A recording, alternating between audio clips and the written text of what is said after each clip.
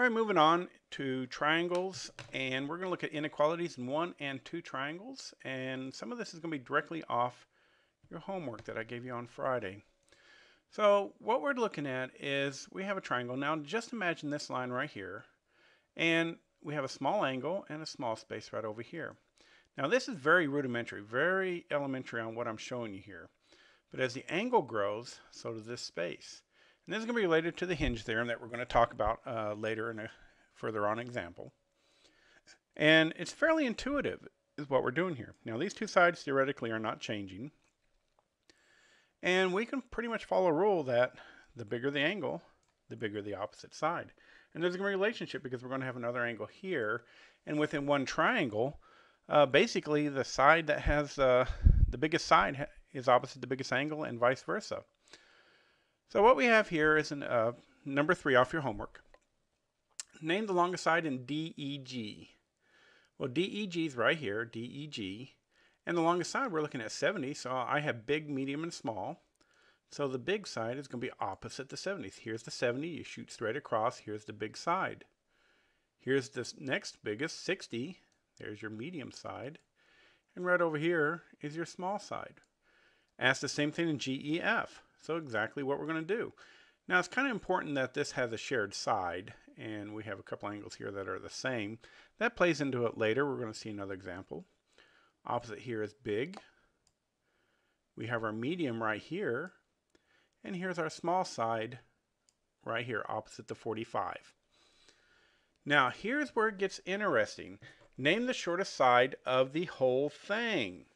So what we're doing, we're just comparing two things, and we're saying, okay, let's line them all up. Let's compare.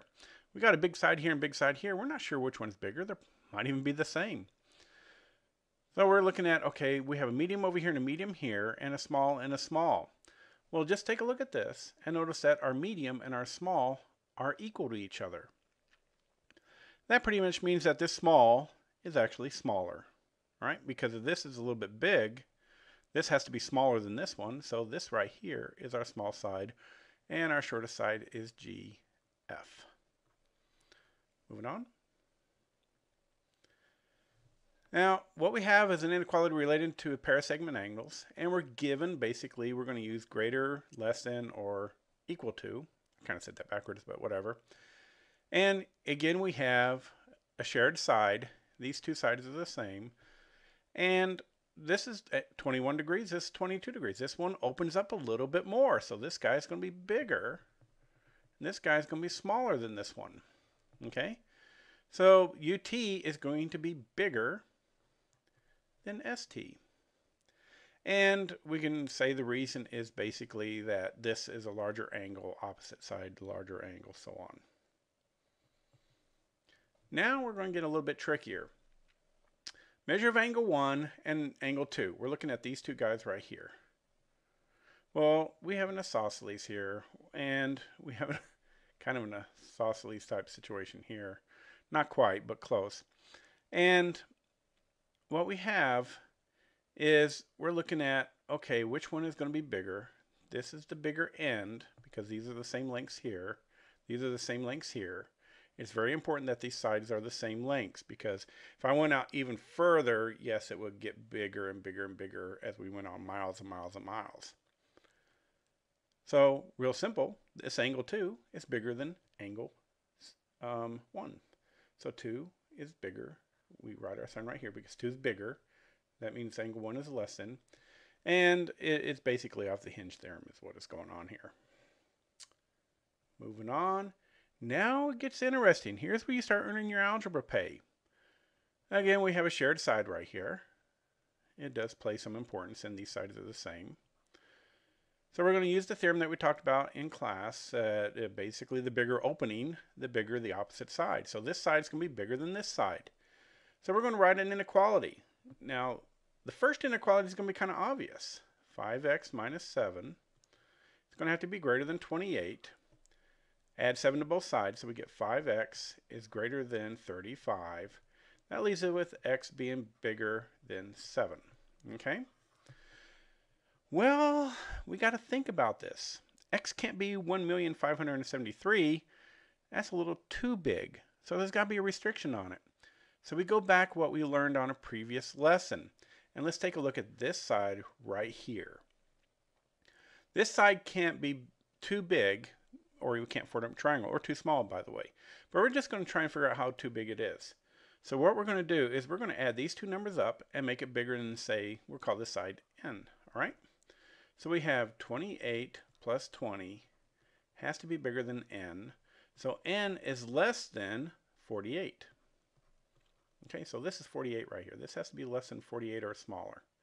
And there's a restriction there too. Well, this side has to be less than these two sides added together. And that's exactly what we're going to do. We're going to add these two sides together, 48 plus 20. So this is going to be, this is how big, x has to be bigger than 7, but let's see how small it can be. So we have 5x minus 7, and it's going to have to be less than, I think I got it right, yeah. It's going to have to be less than 20 plus 48. Because these two sides have to be bigger than the third.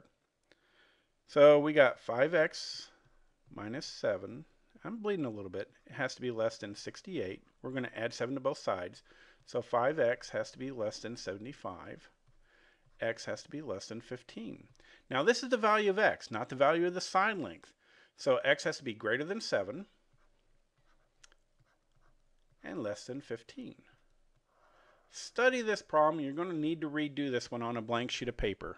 Please do so. All right. Recap. What I did was this is bigger than the 28. That's what we did here. Then I had to come up with a reasonable, well, this can't be any, bigger than 48. So this plus this has to be bigger than this side. And that's exactly what I did. This plus that has to be bigger than this side. And I solved the inequality there. This is going to take some studying.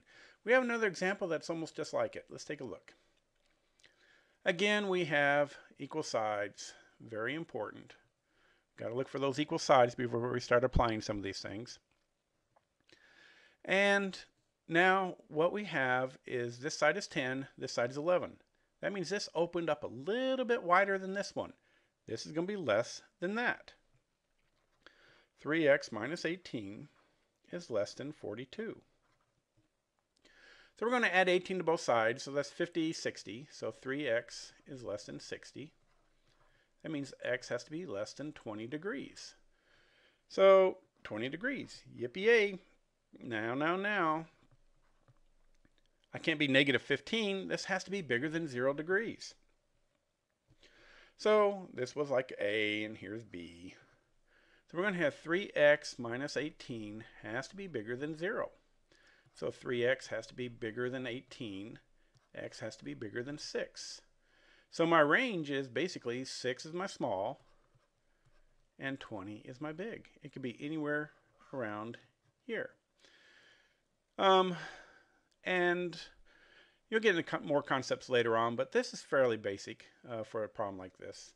All right, so I will upload this, kept it under 9 minutes, and we'll go over some more of this, but you got a daily tomorrow. All right.